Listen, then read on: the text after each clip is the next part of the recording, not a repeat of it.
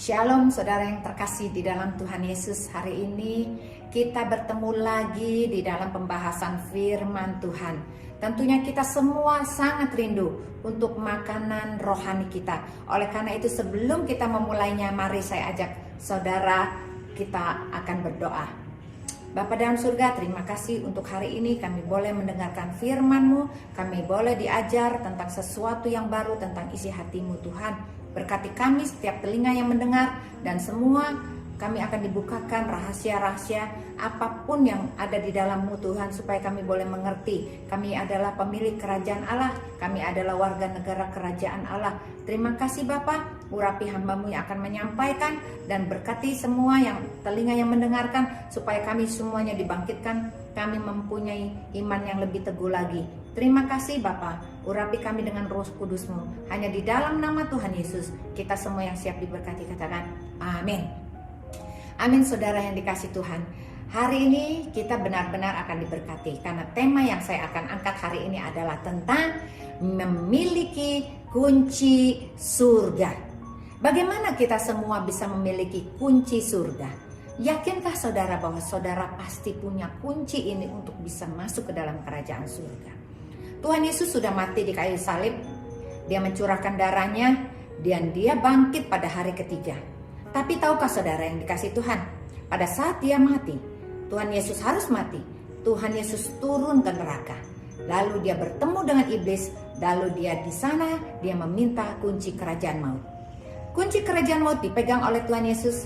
Kemudian Tuhan Yesus membuat jalan di neraka, karena tadinya di jalan itu di neraka tidak ada jalan. Dengan tubuhnya, dengan darah yang Dia curahkan, Tuhan Yesus membuat sebuah pintu. Itulah yang dinamakan pintu keselamatan. Tuhan Yesus berkata, barang siapa yang percaya kepadanya, orang itu tidak akan binasa, tetapi memperoleh hidup yang kekal. Saudara dan saya adalah orang yang beruntung. Kita harusnya mati dan masuk neraka, tapi Tuhan Yesus sudah menggantikan kita. Kita sudah dibebaskan dari dosa, karena upah dosa adalah maut. Maut adalah berarti masuk ke neraka. Saudara dan saya, kita dibebaskan, kita sudah diizinkan untuk masuk ke surga. Oleh karena itu, kita harus belajar supaya kunci yang Tuhan ambil, yaitu kunci surga ini, tidak pernah hilang daripada kita. Karena Tuhan Yesus berkenan untuk memberikan kunci kerajaan surga ini kepadamu dan kepadaku. Oleh karena itu, kita harus mempelajari sifat-sifat daripada Tuhan Yesus, sehingga Dia hidup dalam perkenanan Allah Bapa. Tuhan Yesus adalah anak Allah, tetapi Tuhan Yesus mempunyai pribadi yang luar biasa. 3 pribadian yang sangat luar biasa dari Tuhan Yesus. Tuhan Yesus punya kepribadian yang setia. Tuhan Yesus adalah Tuhan yang sangat rendah hati. Tuhan Yesus adalah Tuhan yang sungguh-sungguh mengasihi kita. Dia kasihnya luar biasa. Dia memberikan contoh, Dia memberikan teladan buat kita, dan Dia taat sampai mati. Itulah ketaatan yang luar biasa dari Tuhan Yesus. Oleh karena itu, kalau kita mengikuti apa yang Tuhan Yesus sudah lakukan buat kita dalam keteladanannya sebagai manusia, Dia mengambil rupa seorang hamba, kita semua pasti masuk surga. Kita memegang kunci kerajaan surga di tangan kita. Mari saudara yang dikasih Tuhan, ada rahasia yang saya ingin bagikan buat kita semua. Kita harus belajar 3K. Apa itu 3K? K yang pertama adalah komitmen. Tuhan Yesus itu punya komitmen yang luar biasa kepada Allah Bapaknya. Demikianlah apa arti daripada komitmen itu sendiri. Komitmen adalah keadaan seseorang secara sukarela mengikatkan dirinya kepada orang lain. Itu adalah komitmen. Pada saat kita menerima Yesus sebagai Tuhan dan Juru Selamat dalam hidup kita, kita mempunyai satu komitmen kepada Tuhan Yesus untuk menjadi murid-Nya. Pada saat kita berbicara menjadi murid-Nya, kita sudah mengikatkan diri kita dengan Tuhan. Berarti komitmen ini tidak boleh dilanggar. Komitmen ini kita harus lakukan dengan terus menerus dengan setia. Komitmen terhadap suami dan istri misalnya adalah pada saat mereka berjanji di dalam janji perkawinan untuk hidup bersama di dalam keadaan baik atau di dalam keadaan tidak baik. Itu adalah sebuah komitmen. Kita tidak boleh langgar apa yang menjadi komitmen kita ini. Oleh karena itu, biarlah kita bersama-sama berkomitmen untuk setia kepada Tuhan Yesus walaupun apapun yang terjadi. Tuhan Yesus berkata begini di dalam ayatnya, Lukas 16 ayat 10 berkata begini, barang siapa setia dalam perkara kecil, ia setia juga dalam perkara-perkara besar. Lalu ayat selanjutnya Matius 25 ayat 21 mengatakan, baik sekali perbuatanmu, hai hambaku yang baik dan setia.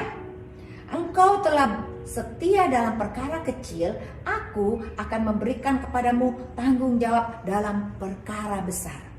Di dalam konteks cerita ini, Tuhan Yesus sangat menghargai kepada orang yang setia di dalam perkara-perkara kecil. Apa itu perkara kecil? Perkara kecil adalah kebiasaan kita setiap hari. Pada saat kita berdoa, minta Tuhan perlindungan kepadamu setiap hari, pada pagi hari, pada siang hari, pada malam hari. Lalu kesetiaan kita juga pada saat kita memuji, menyembah Tuhan. Oleh karena itu ini adalah perkara-perkara kecil. Apalagi pada saat kita membaca firman Tuhan. Kita membaca firman Tuhan itu bukan sekali-sekali, tetapi setiap hari kita harus membaca firman Tuhan. Karena tanpa firman Tuhan kita tidak bisa hidup. Tanpa firman Tuhan engkau tidak mengerti arah hidupmu mau kemana. Engkau tidak bisa mendengar suara Tuhan. Tetapi pada saat engkau membaca firman Tuhan, suara Tuhan ada di dalam firman itu yang berkata kepadamu dan kepadaku. Oleh karena itu jangan sia-siakan.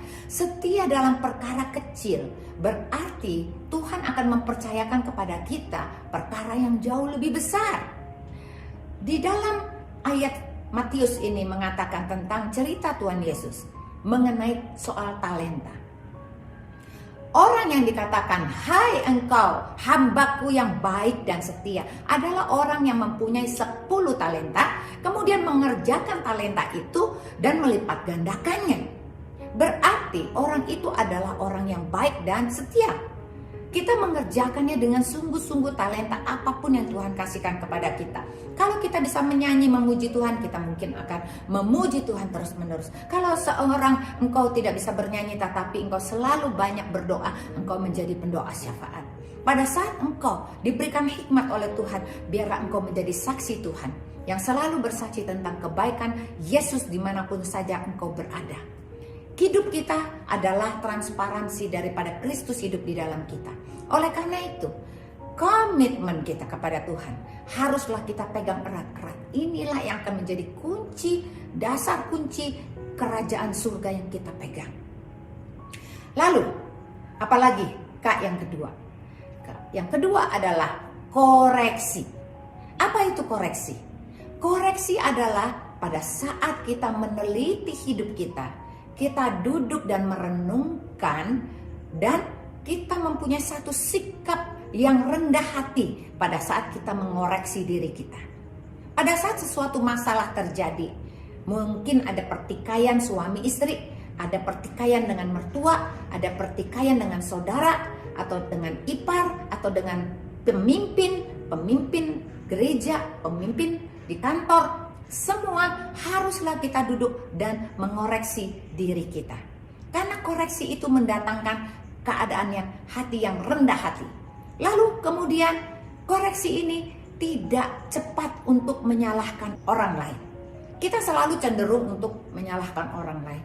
Ini sih gara-gara dia yang salah. Saya sih nggak salah. Dia yang salah, dia yang duluan, dia yang memancing. Seperti itu, kita lebih banyak menjudge orang daripada kita duduk diam meneliti kita. Jangan-jangan saya yang salah. Sudahlah, tidak apa-apalah. Kasih kali ini dia yang menang. Jangan saya yang menang, tapi biar saja dia yang menang. Pernahkah saudara mau melakukan seperti itu? Tuhan Yesus mengatakan begini di dalam firman Tuhan. Berkata bahwa orang yang senang untuk koreksi dan rendah hati ada di Matius 5 ayat 10. mengatakan begini, berbahagialah orang yang dianiaya oleh sebab kebenaran, karena merekalah yang mempunyai kerajaan surga. Apa artinya? Bahwa orang yang dianiaya oleh sebab kebenaran, berarti orang itu mungkin difitnah. Keadaan itu tidak benar, tetapi engkau tidak membela diri, tetapi Tuhan berkata engkau memiliki, engkau yang mempunyai kerajaan surga. Lalu Mazmur 34 ayat 15 mengatakan begini, jauhilah yang jahat dan lakukanlah yang baik, carilah perdamaian dan berusahalah mendapatkannya. Saudara yang dikasih Tuhan, kita harus selalu berdamai dengan orang. Tuhan tidak pernah ingin kita punya musuh. Tuhan tidak sama sekali tidak menginginkan engkau punya teman bertikai, engkau dengan mertuamu selalu jadi musuh, engkau dengan suami selalu bermusuhan. Tetapi Tuhan berkata, carilah yang baik, carilah perdamaian. Mungkin kau harus berkorban hatimu untuk memaafkan 70 kali 7, tidak masalah. Lakukanlah terus. Karena jikalau kita lakukan, karena engkau dianiaya oleh sebab kebenaran, engkau mempunyai kerajaan surga. Camkan ini, berarti jeripayah kita dalam kita mengalah di dalam segala hal tidak akan pernah sia-sia, tetapi menghasilkan kerajaan surga yang disediakan Tuhan bagimu dan bagiku. Itu hal yang kedua. Biarlah kita sering-sering mengoreksi diri kita dengan sikap rendah hati kita. Gak usah ada yang menang. Suami kita yang menang, istri kita yang menang, keluarga kita yang menang, kita yang kalah. Tidak ada masalah, karena Tuhan selalu membuat kita jadi pemenang. Hal yang ketiga adalah konsisten. Apa arti daripada konsisten? Konsisten adalah sebuah perilaku yang terus-menerus tidak berubah-ubah. Selalu tetap, tidak ke kiri, tidak ke kanan. Konsisten adalah hal yang dilakukan terus-menerus, dan selaras dengan firman Tuhan. Sama seperti Tuhan Yesus yang selalu menyelaraskan hidupnya dengan keinginan Allah Bapa. Bukan keinginannya sendiri, tetapi keinginan daripada Allah Bapa yang lebih dahulu. Bukan kemauanku, bukan keinginanku, tetapi keinginan Allah Bapa yang terjadi di dalam hidupku. Itu yang terjadi dari Tuhan Yesus. Dia selalu banyak bertanya kepada Bapaknya. Dia naik ke bukit, dia berdoa. Dia adalah Tuhan. Dia adalah anak Allah, tetapi dia merendahkan dirinya dan dia banyak bertanya kepada Allah Bapa. Jangan kehendakku yang jadi, tapi kehendakmu lah yang jadi. Saudara yang dikasih Tuhan, ayat firman Tuhan yang luar biasa. Kita pelajari bahwa Tuhan Yesus selalu menyelaraskan dirinya dengan kemauan Allah Bapaknya, bukan dengan kemauannya sendiri. Mari kita baca. Lukas 23 ayat 46 mengatakan begini. Lalu Yesus berseru dengan suara nyaring, "Ya Bapa, ke dalam tanganmu kuserahkan nyawaku." Dan sesudah berkata demikian, ia menyerahkan nyawanya. Tahukah saudara yang dikasih Tuhan? Tuhan Yesus begitu takut pada saat dia ingin disalibkan. Dia ada di bukit Zaitun di mana dia berdoa sampai dia meneteskan dengan tetesan-tetesan darah. Tetapi pada saat dia berdoa, dia berkata, "Ya Bapa, jangan kehendakku yang jadi. Kalau boleh, lalukan cawan ini daripadaku. Tetapi jangan kehendakku yang jadi, tetapi kehendakmu yang jadi di dalam aku." Dia lakukan itu semuanya dengan sungguh-sungguh menyelaraskan hidupnya dengan firman Tuhan. Bagaimana aktualisasi dalam hidup kita masing-masing? Pada saat kita mau konsisten, kita konsisten menjadi pelaku firman. Apapun yang terjadi, kita tidak akan ke kiri, tidak ada ke kanan. Jangan sampai sesuatu persoalan membuat engkau jauh daripada Tuhan. Engkau pergi daripada Tuhan. Ini namanya tidak konsisten. Seorang yang selalu konsisten, dia fokus hanya kepada satu jalan, yaitu jalannya Tuhan Yesus. Apapun yang terjadi di kiri dan kanan dan hidupnya tidak akan menggoyahkan dia di dalam melangkah bersama-sama dengan Tuhan Yesus. Tidak ada satu persoalan apapun yang bisa merebut imannya dan kepercayaannya kepada Tuhan Yesus. Bukankah hidup kita singkat, saudara yang dikasih Tuhan? Kita melihat bahwa kiri dan kanan kita begitu banyak bencana, sakit penyakit COVID dan semuanya, dan bahkan penyakit yang lebih dahsyat lagi, itu lebih cepat menular dan lebih mematikan. Kita tidak tahu apa yang terjadi pada saat dalam hidup kita beberapa tahun ke depan. Apakah kita akan umur panjang ataukah kita umur pendek. Tetapi Tuhan yang kita sembah, dia berjanji barang siapa yang sungguh-sungguh percaya kepadanya, dia akan selalu aman di dalam perlindungan tangan Tuhan, di bawah kepak tangan Tuhan. Mazmur 91 selalu menjadi pegangan kita, bahwa walaupun 1000 orang rebah di sebelah kiri dan 10.000 sebelah kananmu, engkau tetap ada di dalam tangan Tuhan. Engkau udah ada dan aman, keluargamu aman. Engkau harus jauh daripada keluargamu. Engkau tidak bisa melihat mereka karena ada pembatasan sosial. Mereka tidak bisa mengunjungi kita, tidak bisa bertemu satu sama lain. Tapi saudara yang dikasih Tuhan, Tuhan adalah Tuhan yang baik. Walaupun kita berjauhan, percayalah, kasih Tuhan tidak akan meninggalkan mereka. Mereka aman dalam tangan Tuhan jikalau kita sering-sering dan berdoa buat mereka. Mengasihi mereka yang jauh daripada kita. Berdoa buat mereka. Berdoa buat keluarga kita. Berdoa buat kota kita. Berdoa buat orang tua kita. Berdoa untuk pemimpin kita. Berdoa untuk presiden kita. Berdoa untuk semua supaya segala sesuatu Tuhan atur. Itulah hal yang Tuhan inginkan. Supaya kita tidak lagi berfokus kepada diri kita sendiri. Karena kalau kita berfokus kepada diri sendiri, maka fokus kepada Tuhan itu hilang dan tidak ada lagi. Tuhan mengajak kita semua, saudara yang dikasih Tuhan, mari kita bangkit bersama. Jangan berdiam diri. Kita lakukan 3 hal ini. 3 hal yang sangat penting supaya kunci surga tidak bisa direbut oleh musuh. Kita lakukan. Hal yang pertama adalah komitmen. Komitmen ini adalah setia. Sama seperti Tuhan Yesus setia. Dia setia kepada Bapaknya. Kita harus setia kepada Tuhan Yesus. Dan kita mengembangkan talenta yang ada pada kita dengan sungguh-sungguh, sehingga dari mulut Allah Bapa sendiri akan mengatakan kepada kita, "Hai hambaku yang baik dan setia, mari masuk ke dalam kerajaanku. Engkau sudah setia dalam perkara kecil, aku akan memberikan kepadamu perkara-perkara besar." Hal yang kedua yang harus kita ingat, kita harus koreksi.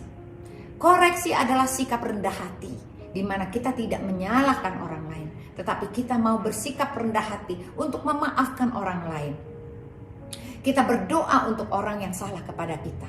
Kita malah berbuat baik kepada orang yang menjahati kita. Kita berdoa seperti kita berbuat baik kepada orang yang jahat kepada kita, seperti kita menaruh bara api di atas kepalanya. Itu hal yang kedua tentang koreksi. Dan yang ketiga adalah konsisten. Konsisten adalah suatu sikap di mana tidak pernah berubah. Engkau tidak pernah berubah. Engkau tetap teguh, tetap berjalan selaras dengan firman Tuhan. Apapun yang akan terjadi di depanmu, apapun yang akan terjadi, masalah apapun besar dan kecil, tidak akan mempengaruhi engkau di dalam berjalan berselaras bersama dengan Tuhan Yesus. Itu yang kita harus lakukan. Sehingga akhir daripada semuanya ini, Tuhan berkenan untuk menerima kita. Dan kita semua memiliki kunci kerajaan surga.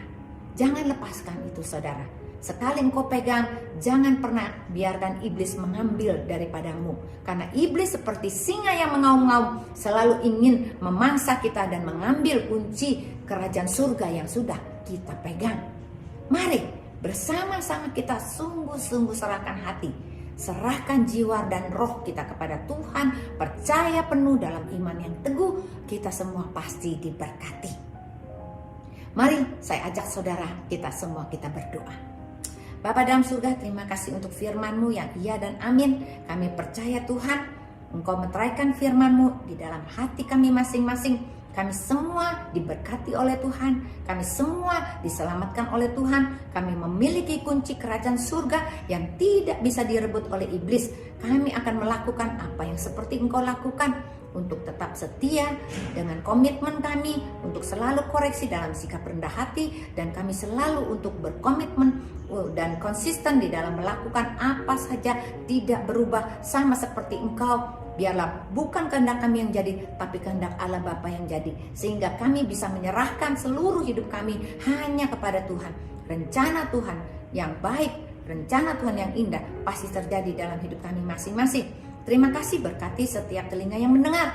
Kami percaya kami akan dikuatkan, kami dibangkitkan, kami diberikan roh-Mu yang baru di dalam hidup kami. Kami mengucap syukur hanya di dalam nama Yesus. Kita semua sudah diberkati. Kita katakan amin. Tuhan Yesus memberkati.